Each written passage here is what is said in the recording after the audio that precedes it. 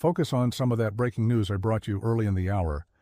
Thestry, that the British couple detained in Iran last week have now been charged with espionage. Craig and Lindsay Foreman were arrested in January, in fact, but news of their detention only emerged last week when state-run Iranian media reported they were being held on unspecified security charges.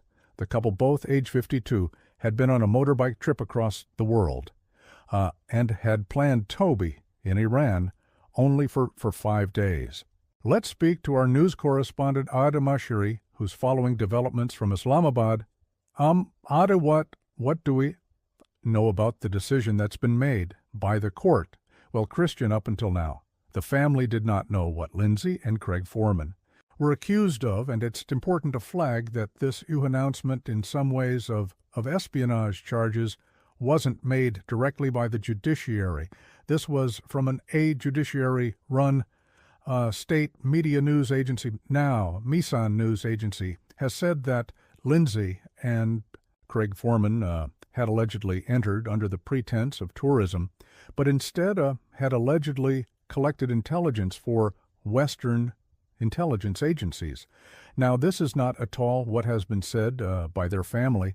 It's not at all what was said by Lindsay Foreman's own social media posts, because what is really notable about this case is that Lindsay and Craig Foreman had been documenting their journey in Iran almost every day, and what Lindsay Foreman had made very clear in her posts was that as a life coach, she was conducting a research project across the world about what it meant to live a, quote, good life.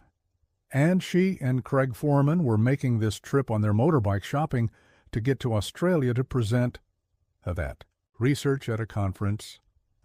Now, of course, news of their detention only emerged last week when Iranian state media released that image of the couple meeting the British ambassador with their faces blurred, and the family then agreed to have them named. But again, this is, of course, very distressing for the family. That's the word they used when they talked about this situation, and they working with the Foreign Office and hoping they can get their loved ones home safe. The UK Traveller Advisory is pretty specific, as it day warns travelers that they could be arrested just for having a British passport or connections to the UK. Were they aware of that warning? And had they discussed it? Yes, they were, and they made that very clear even before they entered. Irani Lindsay Foreman had posted about the fact that they were defying the advice of their family friends and the FCD travel advice, with which, as you mentioned, says that it does. It advises against all travel to Iran for British nationals. And if you look at what's happened in recent years, there have been dozens of arrests of British nationals as well as dual nationals in Iran, often under charges that are vague and security related. But what Lindsay Foreman said is that they were facing their fears.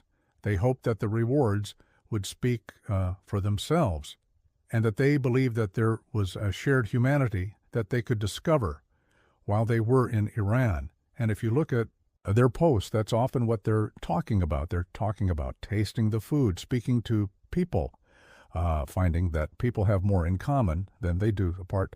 Her last post on social media was her meeting with a cleric in Iran, with her hand over her heart, speaking about that shed humanity.